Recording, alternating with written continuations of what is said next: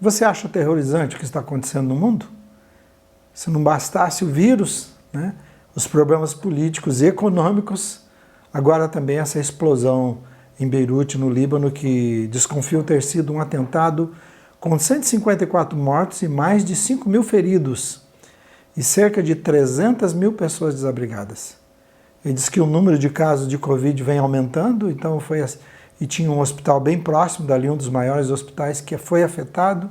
Imagina então, subindo o número de Covid, né, de pessoas, de casos de Covid, mais isso, e ainda quando eu estava lendo, estavam dizendo que eles têm uma dívida 150 vezes maior do que o produto interno bruto deles, e o prejuízo até agora está em torno de 15 bilhões de dólares. Essa é uma reportagem da Gazeta do Povo em 7/8.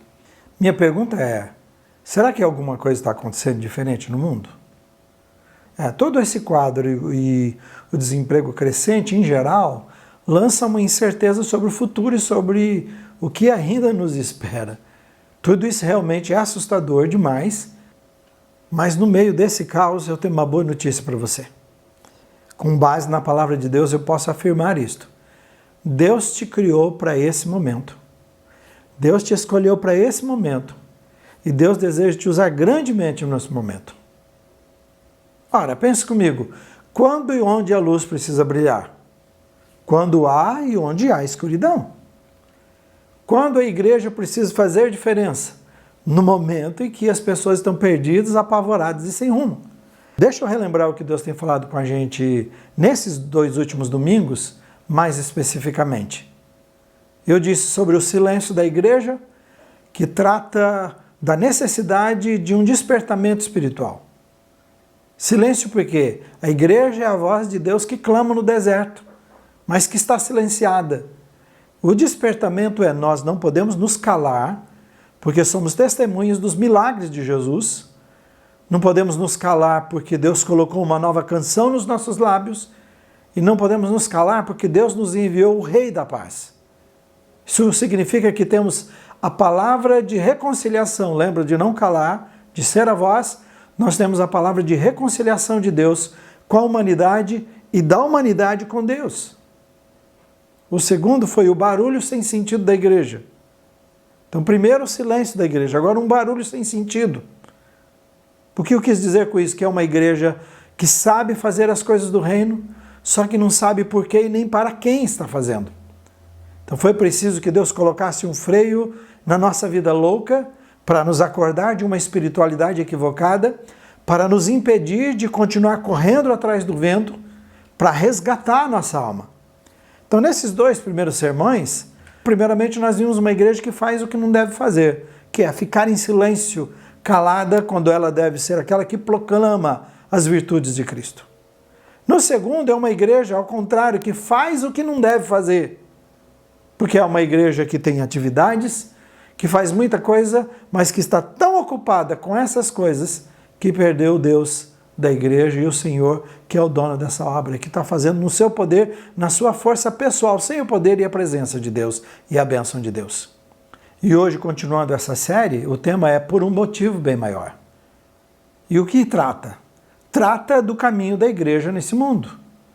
Então eu falei primeiramente do silêncio da igreja, depois do barulho sem sentido da igreja e agora do caminho da igreja nesse mundo. Eu vou usar um paralelo entre 3 textos bíblicos para entendermos sobre o caminho da igreja. O objetivo é entender qual é a razão da existência da igreja. Você já se perguntou por que Deus escolheu um povo? Então, no passado, ele escolheu o povo de Israel, né? Os descendentes de Abraão. E depois, em Jesus, se estende para os gentios, não somente o povo de Israel, mas para todas as nações. E agora o Israel de Deus não é mais somente os filhos descendentes de Abraão, mas o Israel de Deus agora todos aqueles que têm Jesus na sua vida. E então agora o povo de Deus é a igreja de Deus, que é a igreja espalhada por todo o mundo e não somente uma igreja judaica.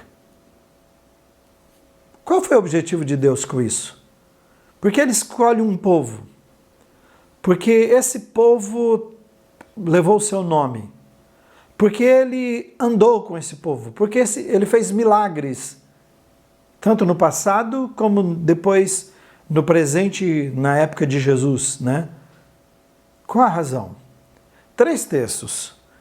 O primeiro é Êxodo, no Velho Testamento, Êxodo 19, 3 a 6, que vai deixar claro qual é esse caminho da igreja. Diz assim: logo Moisés subiu ao monte para encontrar-se com Deus, e o Senhor o chamou do monte, dizendo: diga o seguinte aos descendentes de Jacó e declare aos israelitas: vocês viram o que eu fiz ao Egito e como os transportei sobre asas de águias e os trouxe para junto de mim. Agora, se me obedecerem fielmente e guardarem a minha aliança, vocês serão meu tesouro pessoal dentre todas as nações, embora veja só, vocês serão meu tesouro pessoal dentre todas as nações, embora toda a terra seja minha. Agora, o foco está aqui. Vocês serão para mim um reino de sacerdotes e uma nação santa. Essas são as palavras que você dirá aos israelitas. Quando você vem para o Novo Testamento, quando a gente vai para o Novo Testamento, 1 Pedro 2,5 e também o versículo 9, eu só estou resumindo, pegando partes para você ver as ligações, tá bem? Diz assim, versículo 5, vocês também estão sendo utilizados como pedras vivas na edificação de uma casa espiritual para serem sacerdócio santo, oferecendo sacrifícios espirituais aceitáveis a Deus por meio de Jesus Cristo. Vocês, porém, são geração eleita, sacerdócio real, nação santa, povo exclusivo de Deus, para anunciar as grandezas daquele que os chamou das trevas para a sua maravilhosa luz. O foco, de novo, está aqui nesta geração eleita, no sacerdócio real da nação santa, de um povo exclusivo de Deus. E em Apocalipse, agora no final, então, quando tudo se encerra, quando se fala dos fins dos tempos, há uma palavra de Jesus através de João, é a revelação dele sobre os fins dos tempos, falando às 7 igrejas, e a palavra aqui diz o seguinte, versículo 4 a 7, João, às 7 igrejas da província da Ásia, a vocês graça e paz da parte daquele que é, que era e que há de vir, dos 7 espíritos que estão diante do seu trono, e Jesus Cristo, que é a testemunha fiel, o primogênito dentre os mortos e o soberano dos reis da terra. Veja o que diz, ele que nos ama e nos libertou dos nossos pecados por meio do seu sangue e nos constituiu reino e sacerdotes para servir a Deus e Pai. A ele sejam a glória e o poder para todos sempre. Amém. E eis que ele vem com as nuvens, e todo olho verá, e até mesmo aqueles que o transpassaram, e todos os povos da terra se lamentarão por causa dele. Assim será.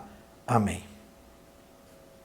Olha, você pode interpretar a sua caminhada com Jesus como alguém que estava enfrentando alguma situação difícil na vida, e aí falaram de Jesus para você, você teve um encontro maravilhoso com Jesus, você o recebeu, passou por todo aquele processo que o próprio Jesus ensinou, e a sua vida mudou completamente.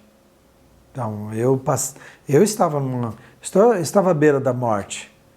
Eu tinha um orgulho muito grande no meu coração, uma soberba. E o fato de me deparar com a morte, então quebrantou meu coração, me humilhou, e eu me encontrei. Jesus falou comigo, eu me encontrei com Jesus e abriu meu coração para ele. Então, muitos de vocês, eu acredito que a grande maioria, se encontrou com Jesus num momento complicado da vida, geralmente.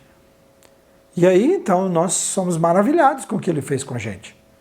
Então, você agora e eu, né, você é uma pessoa grata, é feliz, procura fazer tudo o que entende que Deus espera de um bom cristão, e você vai levando a sua vida. Só que a sua vida para aí. Você não consegue ir além disto. Mas eu parei para pensar como realmente foi o seu encontro e o meu encontro com Jesus. A descrição da palavra de Deus sobre esse encontro diz que não foi um encontro casual. O seu encontro com Jesus fez parte de um plano eterno de Deus. Você estava triste, você estava passando por uma situação, ele consolou o seu coração, ele fortaleceu o seu coração, mas o seu plano vai além disto. A Bíblia diz que a terra era sem forma e vazia, e a palavra diz que Deus disse que construiria o universo, uma obra esplendorosa, majestosa, e que colocaria nesse universo o homem e a mulher, a maior e mais importante obra da sua criação.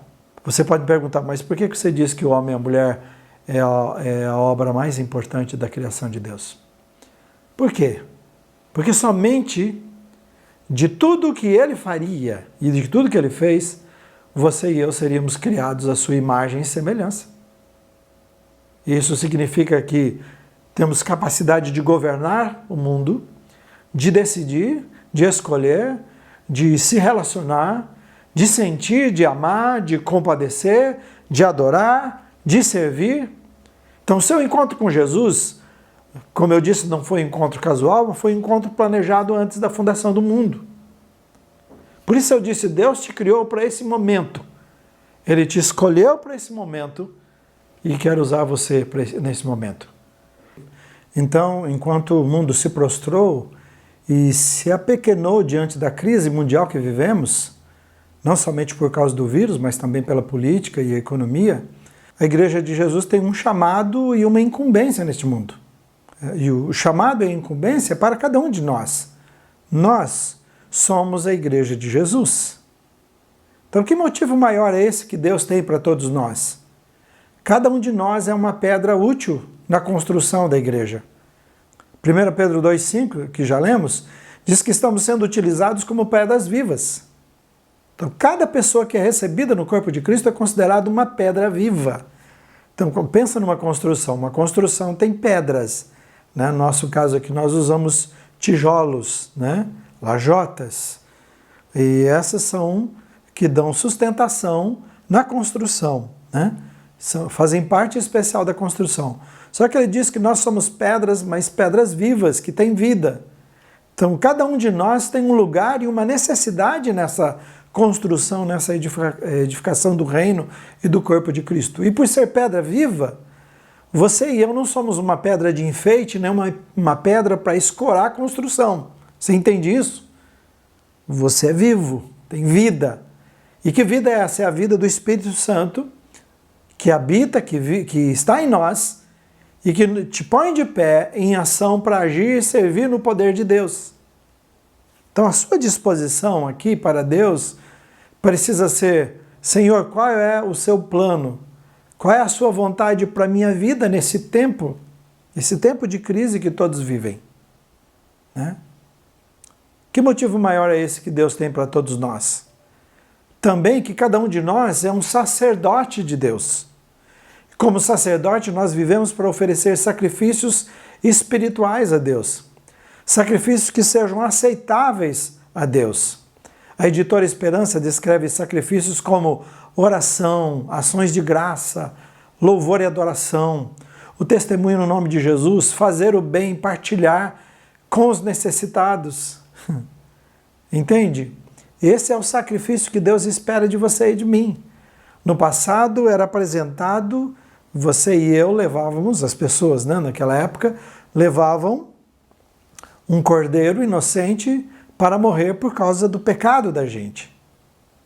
Agora, e esse era o sacrifício que era pedido e que era aceitável para Deus. Mas agora, só que era um sacrifício morto e que não decidiu por si. Mas hoje, nos nossos dias, depois de Jesus, ele diz que sacrifício ele quer? Não mais isto. É a sua vida, a minha vida. Então, o sacrifício é esse, o que é motivado pelo Espírito Santo que habita em nós, de uma vida de oração, de ação de graças, de louvor, de testemunho. Né? Então, cada um de nós foi chamados por Jesus para isso e cada um de nós pode fazer isso. Romanos 12 fala que o culto que Deus espera de cada um de nós é de apresentarmos todo o nosso ser como um sacrifício vivo, santo e agradável a Ele. Um sacrifício vivo, santo e agradável a Ele. A nossa vida como sacrifício que apresentamos cada dia. Salmo 57, 17, Davi disse, os sacrifícios para Deus são um espírito quebrantado e um coração quebrantado e contrito não desprezarás, ó Deus. Então sua disposição para Deus, aqui, precisa ser de obedecer e servir. Peça, Pai, me transforma em alimento para saciar o faminto e ao sedento. Lembra, eu disse há poucos dias, numa das mensagens, Jesus foi até a figueira para saciar a sua fome. E ela não tinha nada, nem um fruto para oferecer. As pessoas não podem chegar em você e em mim e não encontrar nada. Eles precisam chegar porque nós somos a única esperança. Jesus é o pão partido, que é o alimento para o mundo. E você e eu somos chamados para ser esse pão partido. Saciar a fome e a sede das pessoas que necessitam. Que motivo maior é esse que Deus tem para todos nós? É que cada um de nós tem exclusividade para Deus. Nós somos um povo exclusivo dele. Nós estamos no mundo, mas não podemos ser do mundo. Nós estamos no mundo, mas não podemos viver como o mundo vive. Nós estamos no mundo, mas não podemos ser controlados pelo mundo. Nós possuímos coisas do mundo, mas não podemos ser possuídos por essas coisas do mundo. Nós vivemos no mundo, mas com os olhos, com os nossos olhos, o coração e a esperança na eternidade. É lá que está o nosso tesouro guardado. Ser exclusivo indica que o nosso coração não está dividido, que ele tem um único Senhor. 2 Coríntios 5,15 diz que Jesus morreu por todos, para que aqueles que vivem, vivam não mais para si mesmos, mas para aquele que por eles morreu e ressuscitou. Não mais para si mesmos. Então, ser exclusivo implica que temos uma vida, mas que essa vida não mais nos pertence, ela é de Jesus. Então, sua disposição para Deus deve ser: faça-me morrer para mim mesmo e os meus desejos. Eu preciso viver para ti, somente para ti, Senhor. Faça essa oração. Que motivo maior é esse que Deus tem para todos nós? Cada um de nós existe para anunciar as grandezas de Deus. Todos os dias tem propagação em excesso das trevas. Você liga a TV e a Rosine e eu gostamos de ver um repórter e o outro que tem humor, que brinca com as coisas, que faz palhaçadas, que conta as notícias, mas o tempo todo ele está colocando muita coisa de humor, então isso facilita você ver uma coisa ou outra quando a gente resolve ver. Porque na maioria das vezes, 99,9% eu vejo, são selecionadas que eu recebo ou eu vejo através do celular, do smartphone. Mas, se você liga, e eu penso que a maioria das pessoas, infelizmente, a maioria das pessoas, né, da nação brasileira assiste e depende da televisão para ver as notícias, e ninguém vai contar na notícia que um casamento está indo bem, né, que uma coisa, que alguma pessoa se converteu, foi transformada por Jesus Cristo. O que chama atenção é sangue. Até disseram, se espremer os jornais, eles vão jorrar sangue.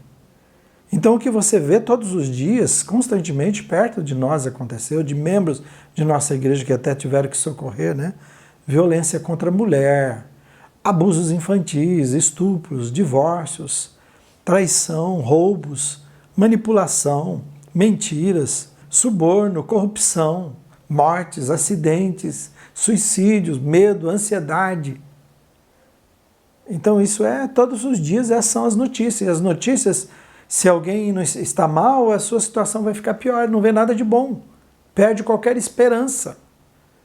Então a luz de Jesus é a esperança para aquelas pessoas que vivem assim, para esse mundo perdido. Nós precisamos proclamar a sua palavra, as suas promessas, o seu poder, o seu amor, a sua graça, os seus milagres. Nós precisamos proclamar também o que nós experimentamos em nossa vida. Nós precisamos dizer, nós experimentamos o milagre de Jesus nas nossas vidas. Nós fomos tocados, nós fomos transformados, nossa vida foi mudada. Nós somos testemunhas vivas de tantas intervenções de Jesus no dia a dia, na nossa vida, na nossa família, nos nossos irmãos, nas pessoas que nos cercam. Você e eu somos testemunhas desse poder transformador.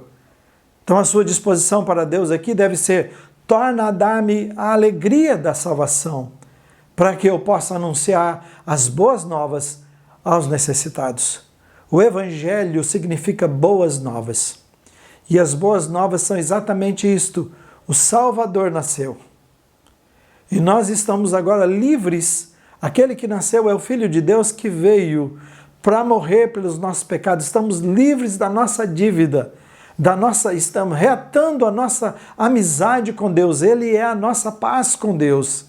Essas são as boas novas. Chega de sofrer, chega de se esforçar, chega de tentar agradar a Deus na sua própria capacidade, porque isso é impossível, jamais conseguiremos. Mas Jesus pagou o impagável, ele fez o impossível, pagou a nossa dívida. Então nós temos paz com Deus, Jesus a nossa paz. Essa é a palavra que o mundo precisa ouvir. Por um motivo bem maior. Por um motivo bem maior que o meu, por um motivo bem maior que o seu, por um motivo maior do que os planos que nós temos para a vida. Apocalipse 1, 5 e 6 diz: Ele, que é Jesus, que nos ama e nos libertou dos nossos pecados por meio do seu sangue e nos constituiu reino e sacerdotes para servir a Deus e Pai. Eu e você não estamos aqui para servir a igreja, instituição. Eu e você não estamos aqui para servir ao pastor. Eu e você não estamos aqui para servir ao mundo e nem servir a nós mesmos. Nós estamos aqui, fomos constituídos reino e sacerdotes para servir ao nosso Deus e Pai. Então cada um de nós é uma pedra útil e essencial na construção da igreja. Cada um que recebe a Jesus é encaixado nesse edifício igreja como pedra viva. Cada um de nós é um sacerdote de Deus. Estamos aqui para servi-lo. Cada um de nós tem exclusividade para Deus. Pertencemos completamente a Ele.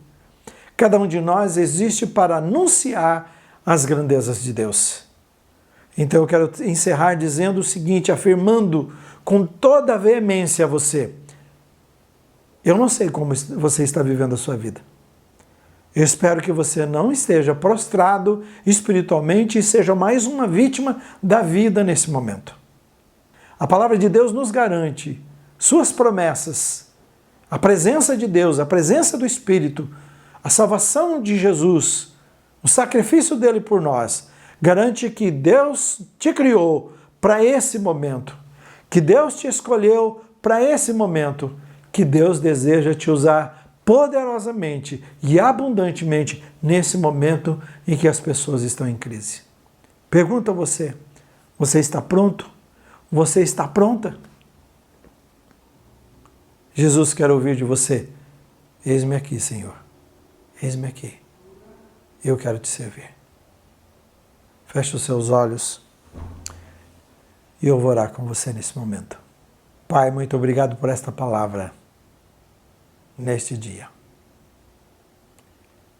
que é um propósito maravilhoso, inimaginável para cada um de nós. Quantas pessoas estão vivendo nesse mundo, nesse momento, e não encontraram paz para suas vidas porque não encontraram o sentido da sua vida. Não sabem de onde vieram, não sabem quem são, e nem sabem para onde vão, não sabem por que estão aqui. Mas nós temos em Jesus, através da Tua Palavra, Teu Espírito Santo, que é o selo de garantia, que no nosso coração confirma essa verdade, de que nós somos criados para o louvor da Sua glória. Que antes da fundação do mundo o Senhor já planejou isto, que nós seríamos a obra mais importante da sua criação, não por causa de quem nós somos, mas por causa de quem tu és, por causa daquilo que o Senhor fez por nós, mas por causa de como o Senhor nos fez. Somos os únicos que têm a sua imagem e semelhança. E esta é a maneira de nós mostrarmos para o mundo a sua glória. Como é ser parecido com Jesus? Como é ser parecido com Deus? Nós precisamos buscar cada vez mais uma vida cheia do Espírito, para que a imagem de Jesus seja refeita e feita em nós, para que cada um encontre em nós o brilho da tua presença e da tua glória. Precisamos ser, Pai, pão partido por esse mundo. Confesso, Pai, o pecado de cada um de nós. Nós precisamos de reavivamento para as nossas vidas. Precisamos que o Senhor derrame sobre nós da sua graça e do seu poder sem medida e torna a dar-me alegria, torna a dar a cada um de nós a alegria da salvação. Que cada um de nós entendamos o propósito maior da nossa vida, que é ser reino e sacerdotes para te servir.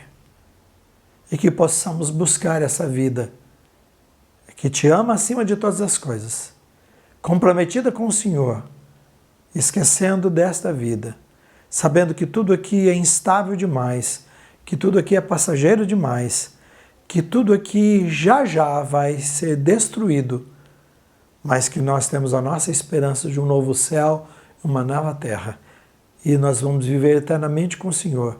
E o nosso coração e o nosso tesouro precisa estar aí na eternidade. Cura o nosso coração para Ti e ajuda-nos a sermos essa igreja que o Senhor chamou para ser, significativa, relevante, que toca o mundo, apaixonada pelas pessoas, pela humanidade sem Jesus, que ama os irmãos, que ama os perdidos e que não mede esforços e que tem um coração cheio de amor e de misericórdia e que tem um desejo profundo de servir e de viver completamente para Ti. Então cura o nosso coração, reaviva, obrigado pelo despertamento, pelo reavivamento que o Senhor está derramando sobre a nossa igreja, sobre a minha vida, sobre a minha família, a minha liderança, a nossa igreja, a nossa cidade, e o nosso país e o mundo, em nome de Jesus, para a glória de Jesus. Amém.